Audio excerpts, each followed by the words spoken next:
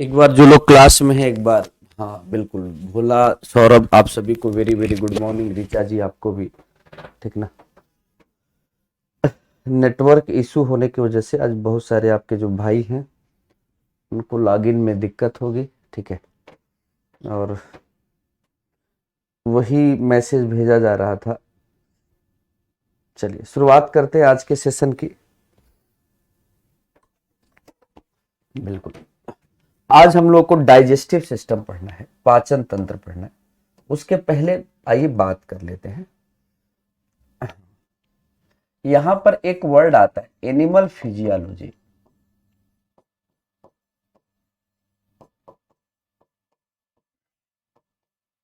जंतु कार्यकी। Animal physiology का मतलब होता है कि इसके अंतर्गत जैसे हमारे जीवन में जो भी क्रियाकलाप हमारे शरीर में हो रहे होते हैं उसी के बारे में हम बात करते हैं, उसी के बारे में। ठीक है। उसी के बारे में एनिमल फिजियोलॉजी में हम जंतु कार्य की माने अगर हम बात करें तो हमारे शरीर के अंदर जो भी घटनाएं हो रही होती हैं वो एंजाइम ओरिएंटेड हो रही होती, उसी के बारे में कि कौन कौन सी घटनाएं हो रही होती। तो आइए देखिए, सबसे पहले एक घटना जो होती है वो होती है पाचन। पाचन, डाइजेशन। ह्यूमन फिजियोलॉजी में एनर्जी चाहिए शरीर को, न्यूट्रिशन चाहिए शरीर को, उसके लिए ये घटना हो रही होती। हाँ, नारायण शिवम। ठीक है। दूसरा अगर हम बात करें तो एक दूसरी घटना है जिसको हम उत्सर्जन कहते हैं। उत्सर्जन, तो इसको आप पाचन तंत्र कह सकते हैं और उत्सर्जन तंत्र। तो एक आप पाचन तंत्र पढ़ते हैं, एक आप उत्सर्जन तंत्र पढ़ते हैं, एक आप श्वसन तंत्र पढ़ते हैं।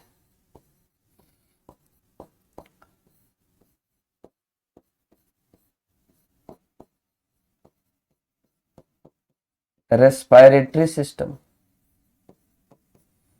Excretory system. ठीक है। तो पाचन तंत्र आपने पढ़ा, आपने उत्सर्जन तंत्र आपने पढ़ा। ठीक है। और आप श्वसन तंत्र पढ़े। तीन चीजें यहां पे पढ़े। एक है रुधिर परिसंचरण तंत्र। क्या है रुधिर परिसंचरण तंत्र?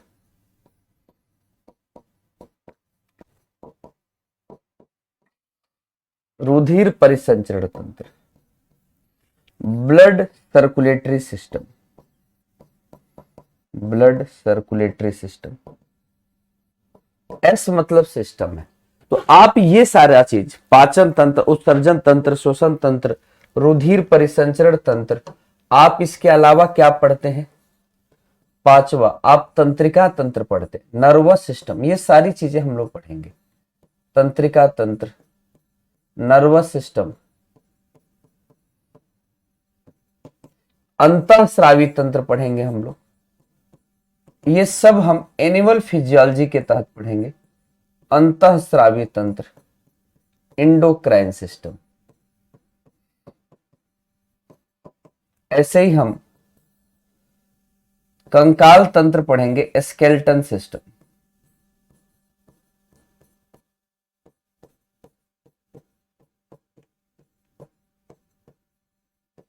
ये सारे टॉपिक हम लोग पढ़ेंगे। तंत्रिका तंत्र, अंतःस्रावी तंत्र, कंकाल तंत्र। ठीक है। एक आपका आएगा प्रजनन तंत्र। ठीक है, प्रजनन तंत्र। तो ये सारे टॉपिक हम रिप्रोडक्टिव सिस्टम पढ़ेंगे।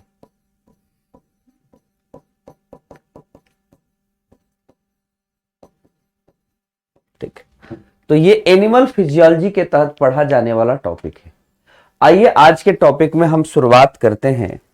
किसकी शुरुआत करते हैं? हम डाइजेशन की, पाचन की। तो सबसे पहले हम लोग शुरुआत करने वाले हैं आज पाचन। तो पाचन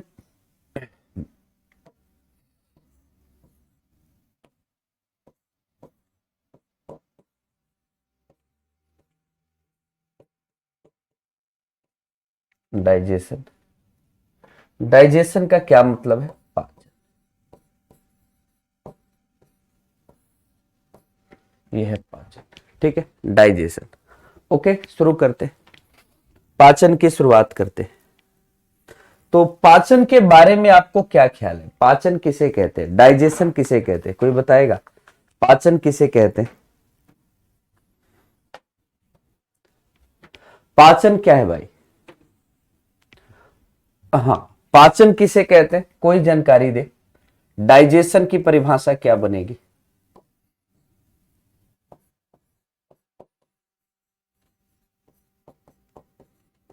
डाइजेशन यानी पाचन, पाचन की परिभाषा किसे कहेंगे? आप पाचन की परिभाषा बनेगी वह जैविक प्रक्रिया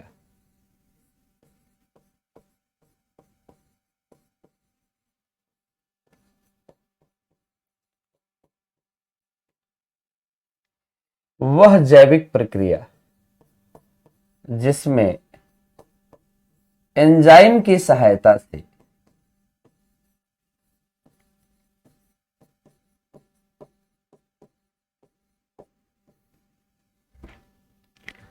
एंजाइम की सहायता से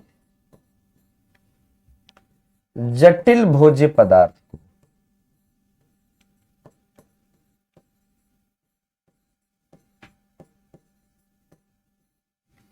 जटिल भोज्य पदार्थ को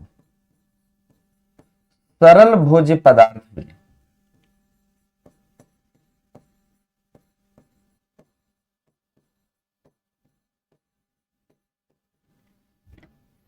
परिवर्तित कर दिया जाता है। तो आप ये जो परिभाषा देख रहे हैं यही डाइजेशन की परिभाषा है। अब इसमें दो बातें ध्यान देने वाली है। एक तो जटिल भोज्य पदार्थ को सरल भोज्य पदार्थ, ठीक है यार। ये केमिस्ट्री की वर्कशीट अपलोड तो हो गई है, किस बैच में नहीं हुई है भाई? फिर से कुछ रह गया क्या? ऐसे कैसे हो सकता है? तो आपने देखा वह जैविक प्रक्रिया जिसमें एंजाइम की सहायता से जटिल भोज्य पदार्थ को सरल भोज्य पदार्थ में परिवर्तित किया जाता है। अच्छा, एएलपी में, ठीक। अच्छा, आज एक और बात है, जो रेलवे वाले मेरे दोस्त हैं, आज उनकी 2 क्लासेस शुरू हो जाएंगी। आज उनकी फिजिक्स की क्लास भी 11 बजे शुरू हो जाएगी, ठीक है। और आज पहला चैप्टर यूनिट्स एंड मेजरमेंट का, उसमें हम लोग लेकर चलेंगे। चलिए, तो यहां पर क्या होगा भाई? वह जैविक प्रक्रिया जिसमें एंजाइम की सहायता से, तो आप लिख सकते हैं कि digestion is a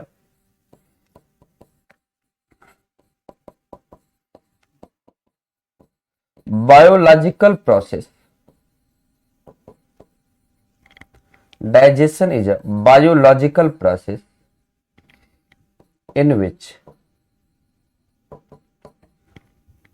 complex food substance, जो भी आपका जटिल भोज्य पदार्थ है, complex food substance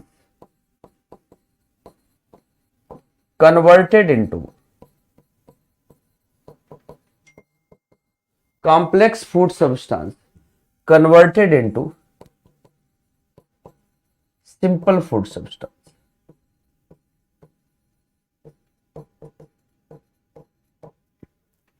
तो डाइजेशन में कॉम्प्लेक्स फूड सब्सटेंस जो है सिंपल फूड सब्सटेंस में कन्वर्ट होता है, किसके मदद से? By the help of enzyme. तो by the help of enzyme, तो ये बातें ध्यान में रखनी है, ठीक है। By the help of enzyme, digestion में ऐसा बायोलॉजिकल प्रोसेस जिसमें कॉम्प्लेक्स फूड सिंपल फूड में कन्वर्ट होगा। सर डाउट ग्रुप में भेजेंगे, बिल्कुल बाबू। 2 दिन थोड़ा, अभी 1 से 2 दिन और थोड़ा सा मैं इनएक्टिव हूं अभी, ठीक ना। बाद बाकी सारी चीजें ठीक हो जाएंगी, आपके सारे डाउट के आंसर आ जाएंगे, ठीक है। तो ये क्लियर हो गया ना। चलिए अब आइए आगे चलते। पाचन के बारे में एक बात बताओ। मनुष्य पाचन में हमको क्या होगा? पाचन की प्रक्रिया को थोड़ा समझो। तो पाचन की प्रक्रिया में आप क्या करेंगे? भोजन होगा, भोजन के तौर पे कोई दाल खाया होगा, कोई रोटी, कोई चना। भाई जो लोग थोड़ा सा हेल्थ कॉन्शियस है वो चना खाते हैं, ठीक है, आप जानते ही हैं। या वो सीड्स खाते हैं, वो बहुत सारी चीजों को, सीड्स को मिक्स करते हैं, भिगा के उसको जर्मिनेट करके खाते हैं, ऐसा ही तो होता है। तो ये सारी चीजें होती हैं हमारे जनरल लाइफ में। हम भोजन क्यों कर रहे हैं? क्योंकि हमको एनर्जी चाहिए। हम भोजन क्यों कर रहे हैं? क्योंकि हमको पोषक तत्व चाहिए। हमको कार्बोहाइड्रेट, फैट, प्रोटीन के अलावा हमको विटामिन चाहिए, हमको मिनरल्स चाहिए। इसी वजह से हम भोजन करते हैं। क्लियर है? कोई दिक्कत तो नहीं। अब आगे चलते हैं मेरे दोस्त, यहां पे आगे चलते हैं, क्या बात करते हैं यहां पे सुनिएगा। हम अगर आपसे पूछे कि पूरे के पूरे, हाँ, पाचन में कितने स्टेप होते हैं, पाचन, अगर हम पाचन के बारे में पूछे, डाइजेशन के बारे में आपसे पूछें,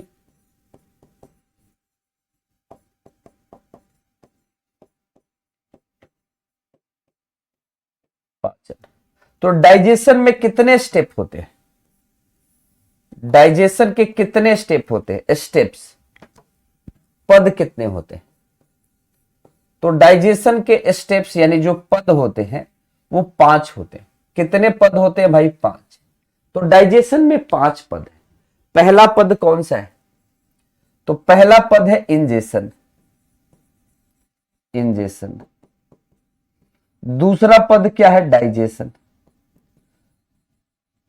पाचन तंत्र के कितने पद हैं? 5। तीसरा होगा एब्जॉर्प्शन।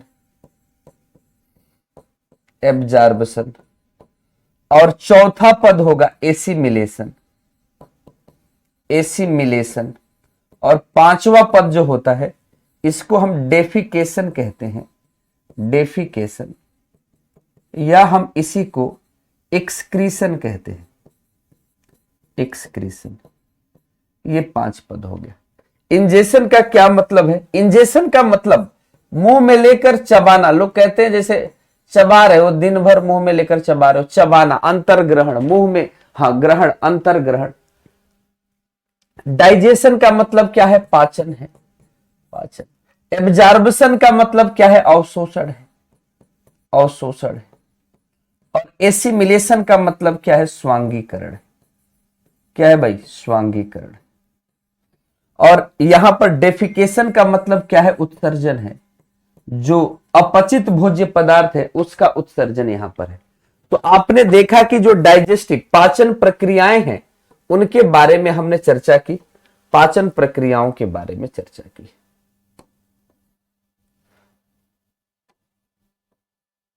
ठीक है, पाचन प्रक्रियाएं कौन कौन सी हैं देखिएगा। अब यहां पर हम बात आपसे कर रहे हैं, बात यह है कि डाइजेशन यहां भी हो गया है, डाइजेशन यहां भी हो गया, तो यहां पे होना क्या चाहिए था? डाइजेस्टिव प्रोसेस, पाचन प्रक्रियाएं होनी चाहिए थी यहां पे। पाचन की प्रक्रियाओं के कितने पद हैं?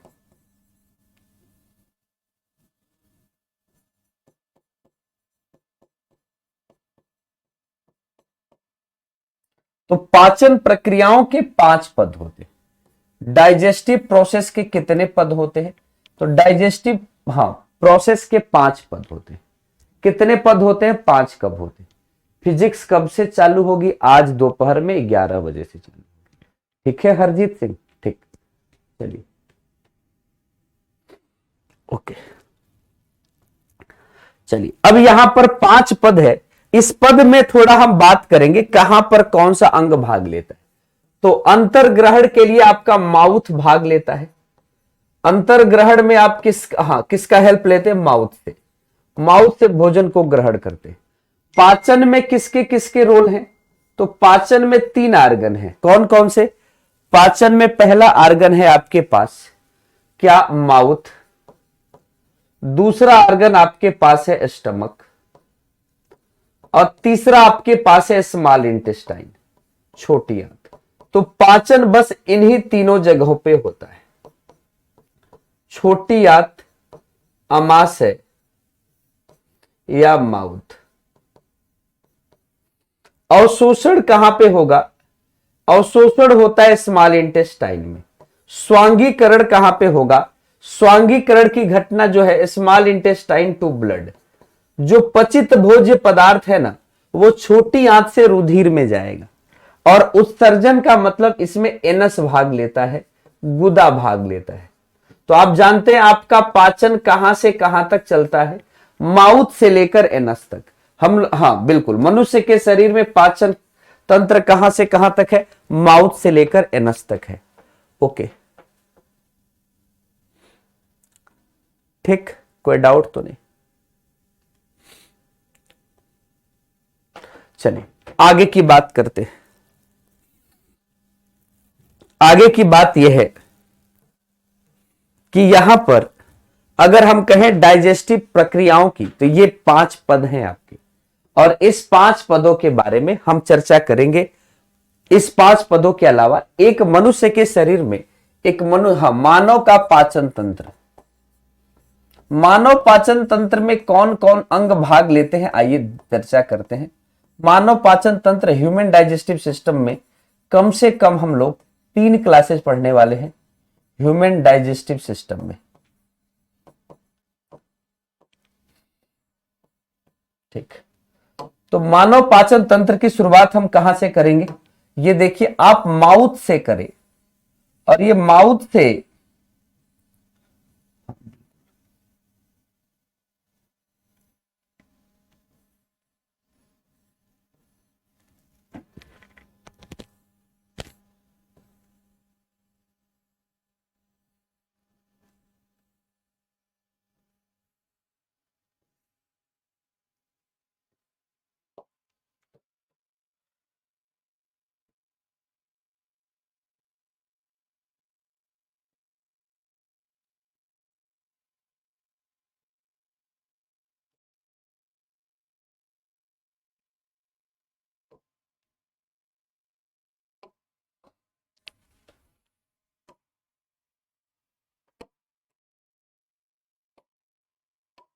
एक मिनट, इसको तोड़ना पड़ेगा।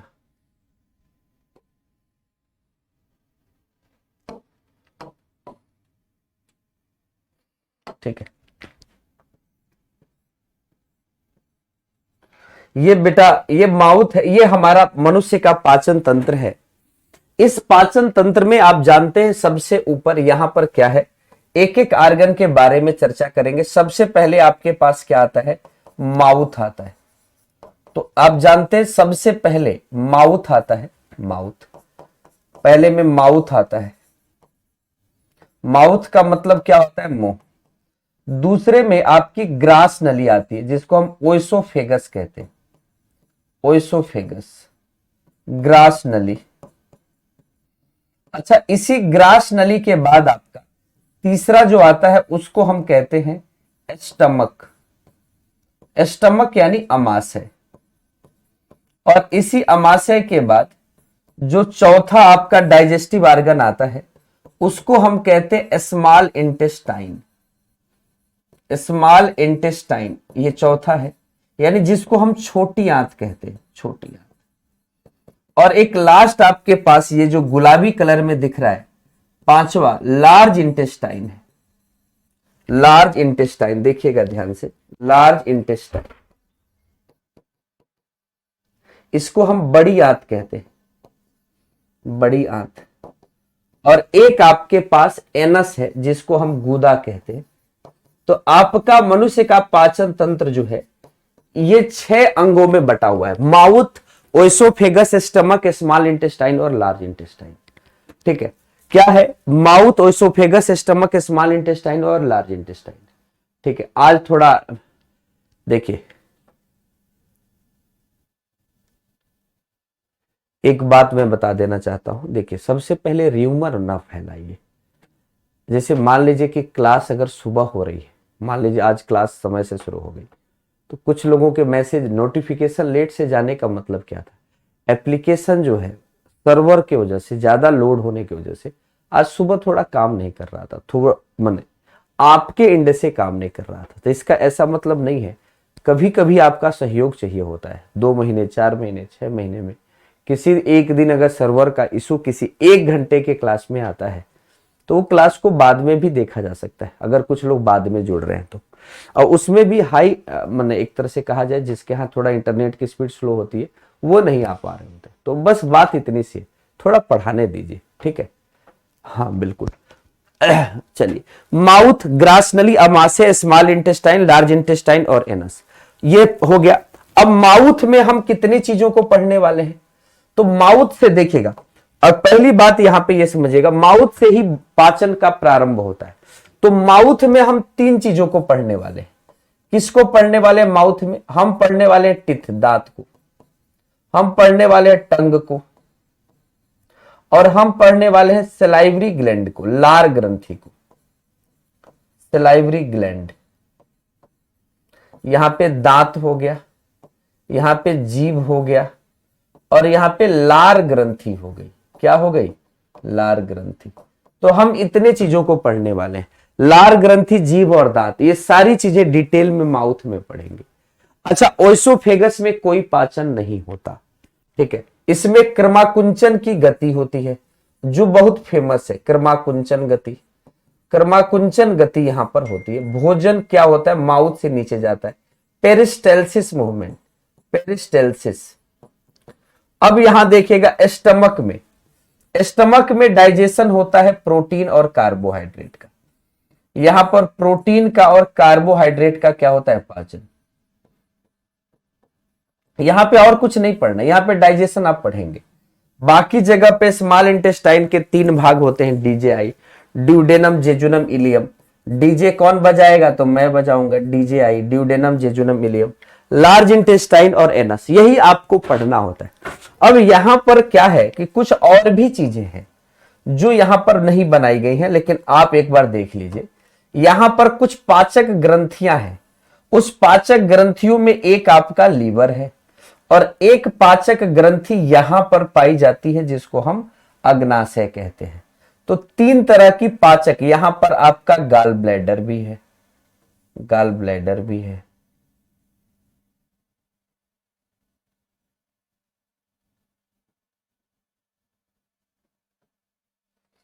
ठीक है। अब आप देखिएगा, एक पाचक ग्रंथि आपकी यहां पे है सलाइवरी ग्लैंड के रूप में, एक आपकी लीवर है, और एक आपके पास क्या है? पैंक्रियाज है।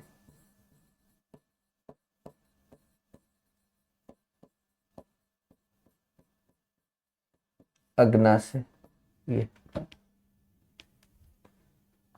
ठीक है।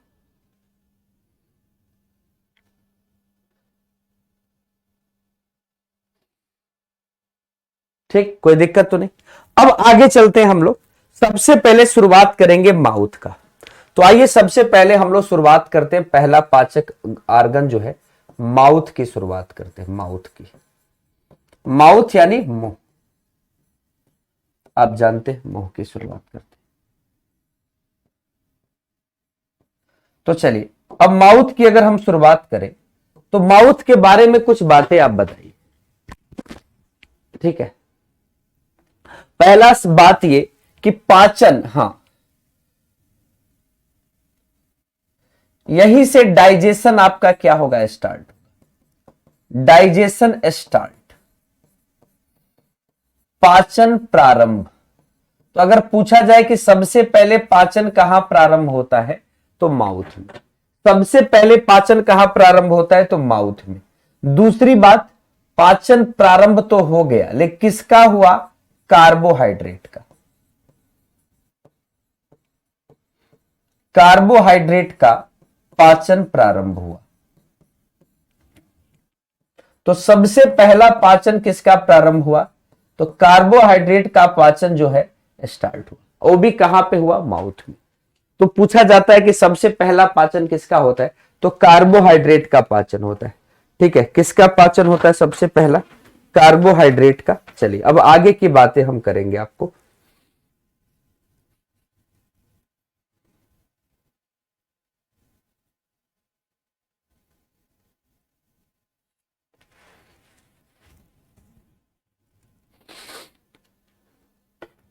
ठीक है। अब माउथ में तीन चीजें हम लोगों को पढ़नी थी। माउथ में सबसे पहले एक एक चीजें हम लोगों को पढ़नी थी। उन तीन चीजों के बारे में हम आपको बताते हैं। सबसे पहले हम आपको बताते हैं टंग के बारे में, जीभ के बारे में। जीभ छोटा है, ये जल्दी इसी पेज पे खत्म हो जाएगा। तो जीभ आपकी क्या है? एक मांसपेशी होती है। जीभ मसल्स है।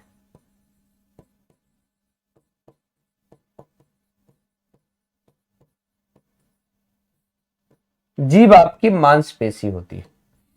टंग क्या होती है भाई? मांसपेशी होती है। और जीभ के कितने भाग होते हैं ये देखिएगा, ये जीभ के बड़े भाग होते हैं। यहां पर देखिएगा,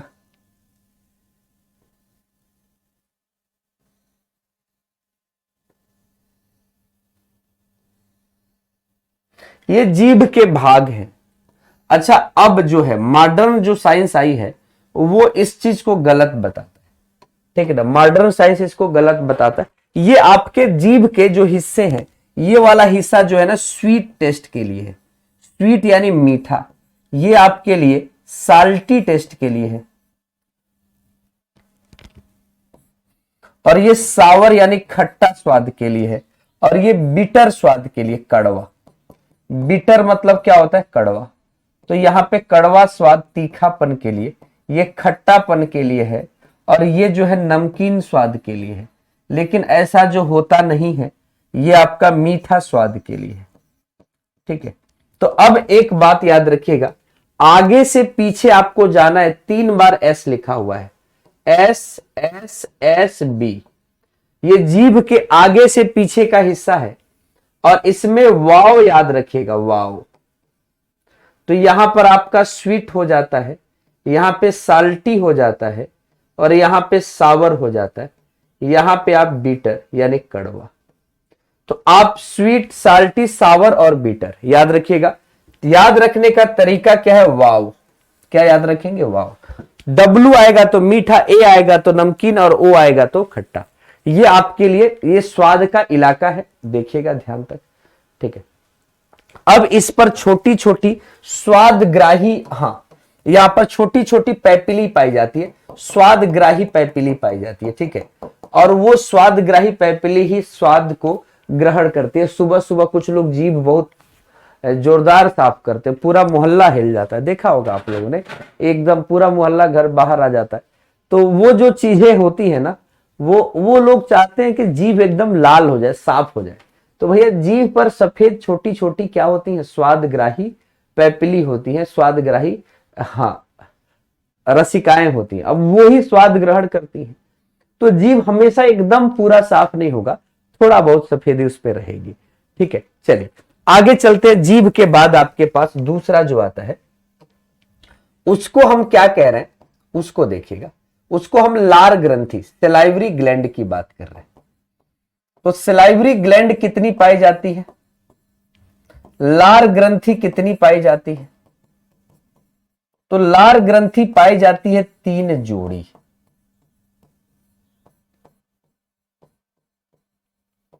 लार ग्रंथि कितनी पाई जाती है भाई, 3 जोड़ी पाई जाती है, ठीक है। लार ग्रंथि कितनी जोड़ी, 3 जोड़ी। और लार का पीएच कितना होता है? तो लार का पीएच होता है 6.6। लार का पीएच कितना होता है, 6.6, ठीक है, 6.6। अब आगे की बात करते हैं।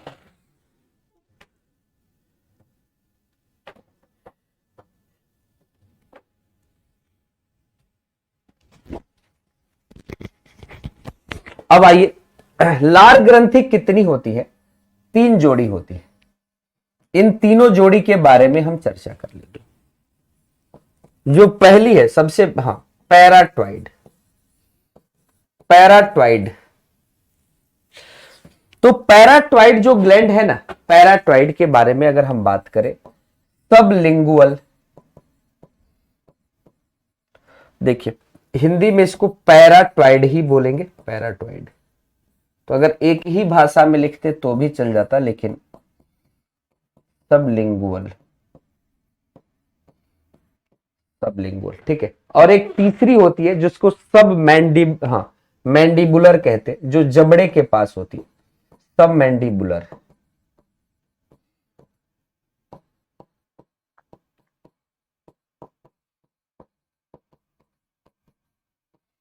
सब मैंडिबुलर, ठीक है।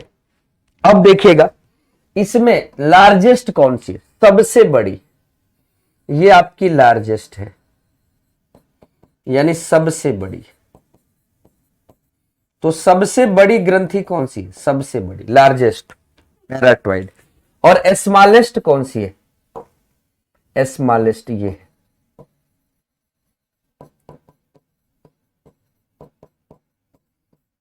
सबसे छोटी, ये स्मॉलेस्ट।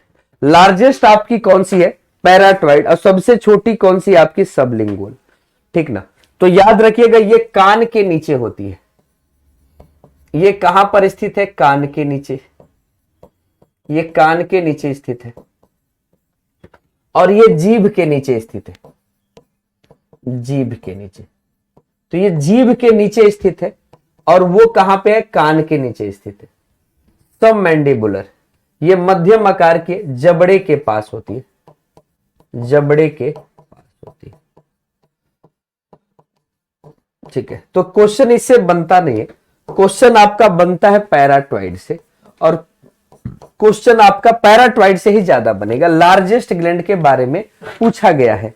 अब एक बात आपको ध्यान देना है कि एक दिन में 1.5 लीटर के करीब लार का श्रावण होता है।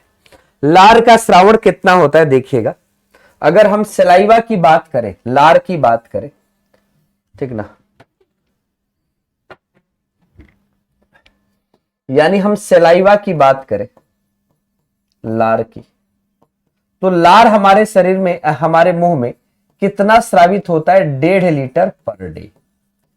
एक दिन में कितना स्रावित होता है? 1.5 लीटर। और लार में पाए जाने वाले एंजाइम कौन कौन से हैं? लार में पाए जाने वाले एंजाइम की बात कर रहा हूं। कौन कौन से एंजाइम है? टाइलिन और लाइसोजाइम, साथ में म्यूकस। 3 चीजें पाई जाती है। क्या क्या पाई जाती है यहां पर? 3 चीजें। एक पाई जाती है टाइलिन, दूसरी पाई जाती है लाइसोजाइम, और तीसरी पाई जाती है म्यूकस। म्यूकस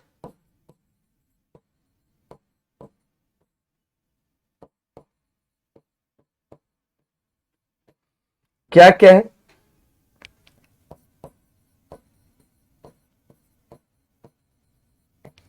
और यहां पे क्या है? टाइलिन। ठीक है, चले आगे बात करते हैं।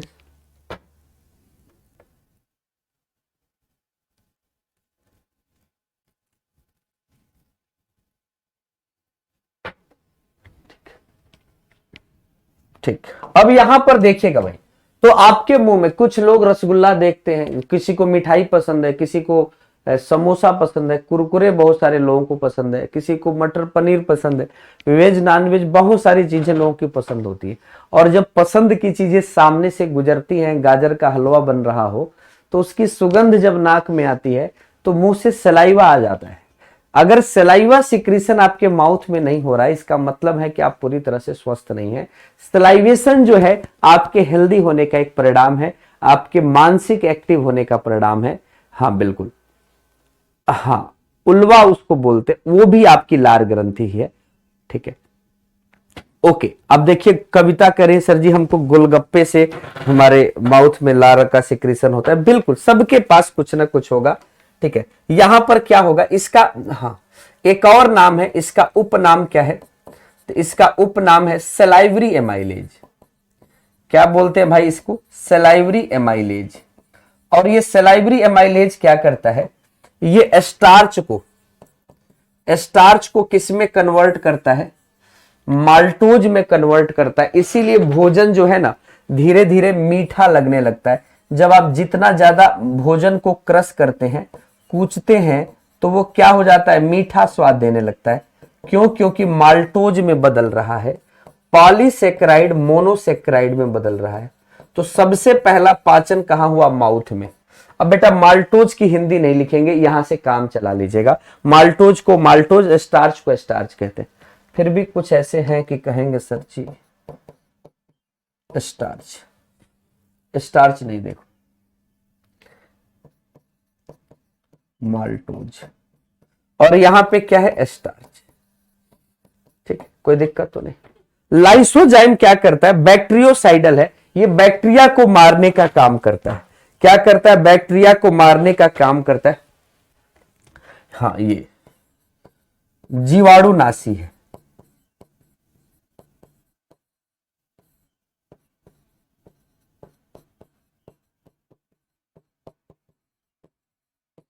बैक्टीरियोसाइडल है। और म्यूकस क्या करता है? म्यूकस भोजन को चिकना और चिपचिपा बनाता है।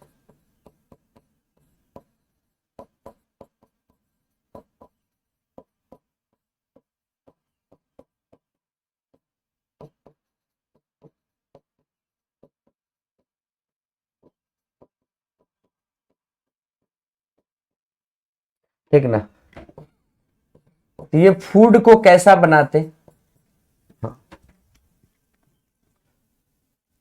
स्मूथ बनाते हैं। और म्यूकस चिपचिपा को क्या बोलेंगे यार? स्टिकी। ठीक है, तो ये कहानी है आपकी। सारी चीजें हो गई ना इसमें। चलिए, तो सलाइवा भी आपने देख लिया, लार ग्रंथि पढ़ ली आपने, माउथ पढ़ लिया। अब आपके पास एक और आता है जिसको हम सी सेक्शन के तहत पढ़ेंगे, यानी माउथ में, जिसको हम लोग टीथ कहते हैं, दांत कहते हैं। अब देखिएगा, दांत, मनुष्य के दांत कैसे होते हैं? तो मनुष्य के दांत जो होते हैं ये द्विबार दंती होते हैं। कैसे होते हैं भाई? द्विबार दंती, यानी हमारे शरीर में 2 बार उगने वाले दांत होते हैं। ठीक ना? चलिए, तो दांत के बारे में कुछ बातें हम लोग आज पढ़ने वाले हैं। चलिए, सबसे पहले यहां पर पहला पॉइंट होता है, दांत का अध्ययन क्या कहलाता है? दांत का अध्ययन study of teeth. Study of teeth, बताइए। और दूसरा क्वेश्चन बनता है, दांत की कोशिका किसे कहते हैं? कोई दांत की कोशिका आपके ध्यान पे हो? सेल ऑफ टीथ, दांत की कोशिका। तो दांत की कोशिका को हम, हाँ, यहां पे ओडोंटोलॉजी बोलते हैं। ये क्या होती है? ओडोंटोलॉजी। ठीक है, ओडोंटोलॉजी बोलते।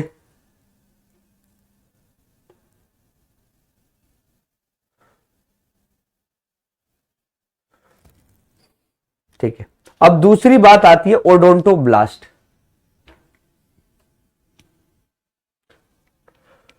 तो ठीक है, ओडोंटोब्लास्ट।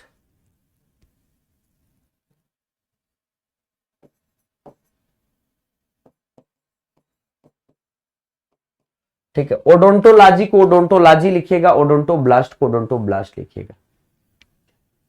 ठीक। अच्छा मनीष, एक बात बताओ, पहले सीबीटी 1 दोगे कि सीबीटी 2 दोगे? पहले बेसिक साइंस इंजीनियरिंग करा दे, साइंस उसके बाद कराए, खुश हो? पागल। अगर नॉनटेक बैच लिया है तो उसमें टेक्निकल कैसे कराया जाएगा, आप बताओ। अगर आपने, हाँ, तो यहां पर देखिएगा, वैसे आपकी क्लास जैसे बिहार एसएससी, इसमें 2 बैच है।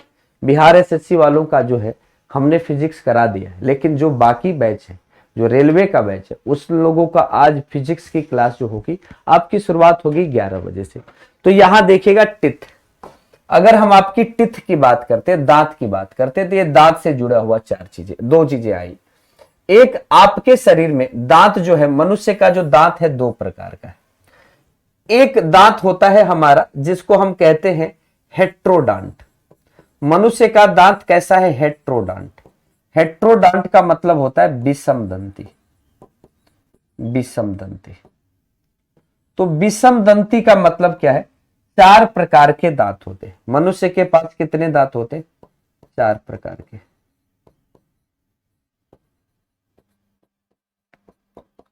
4 प्रकार के दांत होते हैं। तो आपके पास 4 प्रकार के दांत है। कौन कौन से दांत है? पहला जो दांत होता है इसको इंसीजर कहते हैं, इंसीजर। दूसरे को हम कहते हैं केनाइन। तीसरे को हम कहते हैं प्रीमोलर। और चौथे को हम कहते हैं मोलर। तो 4 प्रकार के दांत हुए ना। इंसीजर को हम कहते हैं कृंतक, केनाइन को हम कहते हैं रदनक, प्रीमोलक को हम कहते हैं प्रचवर्णक या अग्रचवर्णक, अग्रचवर्णक। और आपका मोलर क्या है? चवर्णक, चवर्णक। ये होते। अब कृंतक जो है इसका काम क्या है? तो कृंतक को आई टीथ कहते हैं, आई टीथ। कृंतक आगे है, नहीं सॉरी, नोज टीथ कहते हैं। देखो जो आगे के दांत है वो नाक से लड़ रहे हैं, तो नोज टीथ होगा, ठीक है ना, नोज टीथ।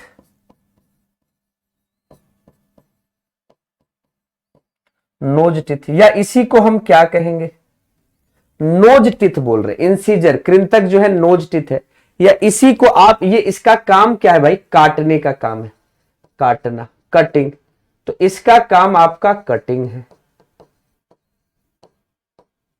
दूसरा रदनक जो है, रदनक यहां पे होता है, आंख के सामने होता है, तो रदनक को हम आई टिथ कहते हैं, आई टिथ। और इसका काम क्या है, चीरना फाड़ना, इसका काम है चीरना फाड़ना है, टीयरिंग का है। अग्र चवर्णक, अब देखो इसको हम चिक टीथ कहते हैं, चिक टीथ, गाल, ये यहां पाया जाता है गाल के पास, तो चिक टीथ कहते हैं। अब इसका काम क्या है, चबाना, इन दोनों का काम चबाना है, चबाना, चिविंग। तो ये आपके 4 प्रकार के दांत हो गए, incisor, canine, pre molar, molar. Incisor को आई से दर्शाते हैं, केनाइन को सी से, प्री मोलर को पीएम से, और मोलर को एम से।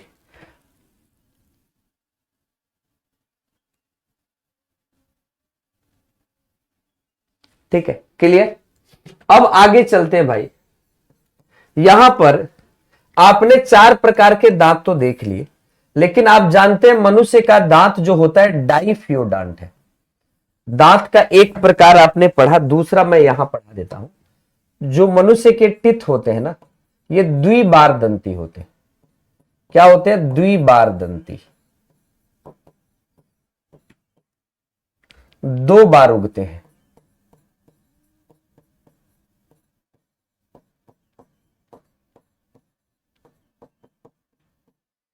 द्विबार दंती, जिसको हम डाइफियोडांट कहते हैं,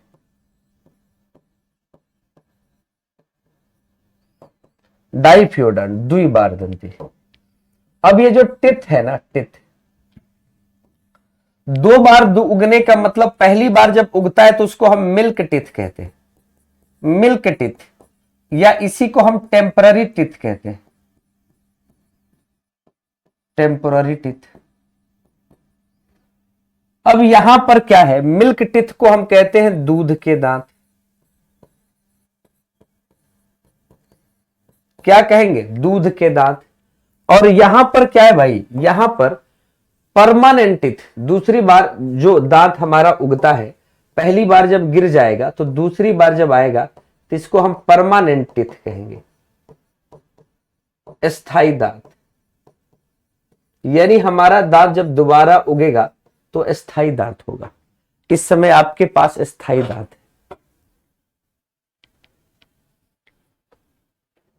है ना। तो आप जानते हैं मिल्क टिथ हमारे पास, दूध के दांत कितने होते हैं, ये 20 होते हैं, 20।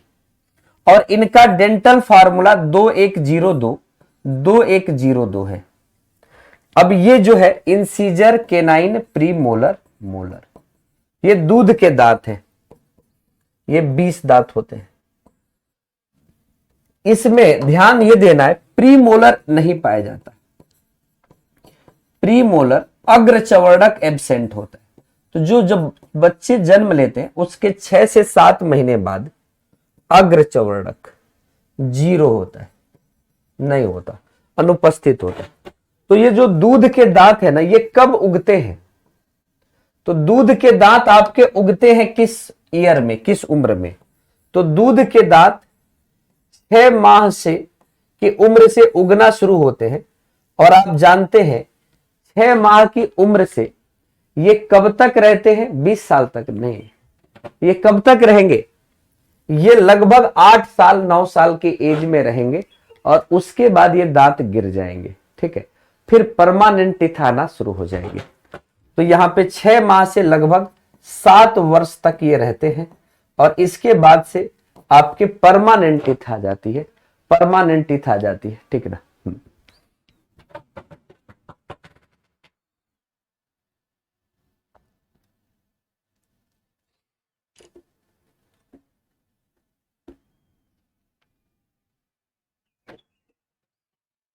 ठीक है, कोई दिक्कत तो नहीं।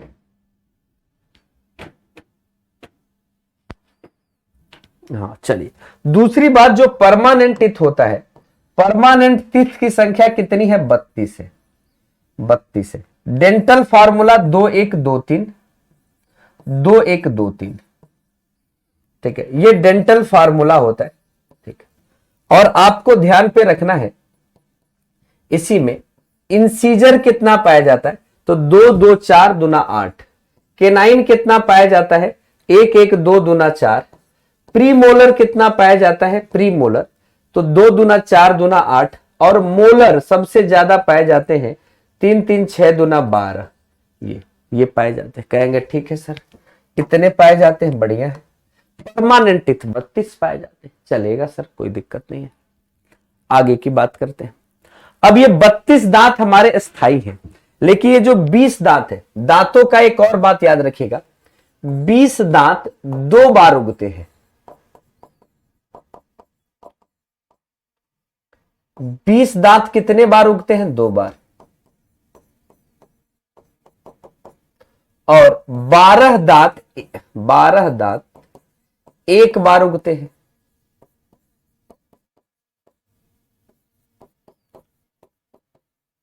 तो जो 1 बार उगते हैं उनको हम कहते हैं मोनोफियोडांट। 1 बार उगने वाले को मोनोफियोडांट और 2 बार उगने वाले को डाइफियोडांट। तो 20 दांत हमारे कुल डाइफियोडांट है, ठीक है। वो परमानेंट टिथ हो गया, कोई ऐसी चीज छूट तो नहीं रही है। चलिए, और आप जानते हैं एक अक्ल दाढ़ होता है, विजडम टिथ बोलते हैं, अक्ल दाढ़ या अक्ल दांत, इसको हम विजडम टिथ बोलते हैं, विजडम टिथ। ये 16 वर्ष की उम्र के बाद निकलता है। तो 16 साल की उम्र के बाद निकलेगा। और अक्ल दांत की अगर हम बात करें ना, तो अक्ल दांत मोलर होता है, मोलर चवर्णक होता है। अक्ल दांत कैसा होता है? चवर्णक होता है, ठीक है। ये क्लियर, कोई डाउट तो नहीं? ठीक। तो अगर ये 4 दांत नहीं निकलेगा, अक्ल दांत कितने होते हैं? 4 होते हैं। तो ये 4 अगर दांत नहीं होगा तो हमारे मुंह में 28 दांत होंगे, ठीक है। तो चलिए, तो आज हमने आपको दांत तक पूरी बात पढ़ा दी है। मैं फिर से बता रहा हूं, पाचन में हमने आज माउथ को पढ़ा है, और माउथ के ये 3 हिस्से सलाइवरी ग्लैंड, टंग और टीथ को पढ़ा है। कल हम ओएसोफेगस यानी क्रमाकुंचन गति को पढ़ेंगे, स्टमक, पैंक्रियाज और आगे की चीजें को हम पढ़ेंगे। उम्मीद है कि 3 क्लास में हमारा ये टॉपिक, ये कोर्स जो है समाप्त हो जाएगा, ठीक ना। आपको अब बिल्कुल हमने पूरी कोशिश की है कि लिख कर ही पढ़ाएं और समझा के पढ़ाएं। ओके, चलिए, बहुत बहुत धन्यवाद, आज के क्लास में आप जुड़े, ठीक है। चलिए, अभी सभी लोगों से एक ही आग्रह है कि विद इन सेकेंड आप सभी एमडी क्लासेज के यूट्यूब चैनल पे आइएगा। वहां पे हम शुरुआत करने जा रहे हैं किस चीज की? वहां पे हम पढ़ाने जा रहे हैं साइंस की प्रैक्टिस। तो आइए वहां पे साइंस की प्रैक्टिस करते हैं। बहुत ज्यादा न्यूमेरिकल तो नहीं है, कम है, लेकिन शुरुआत करते हैं। चलिए, बहुत बहुत धन्यवाद आप सभी का। एकदम आइए, एकदम गर्दा मचाते और बताते हैं कि आप में कितना दम है। आज अपनी एनर्जी, अपने क्षमता को बताइए।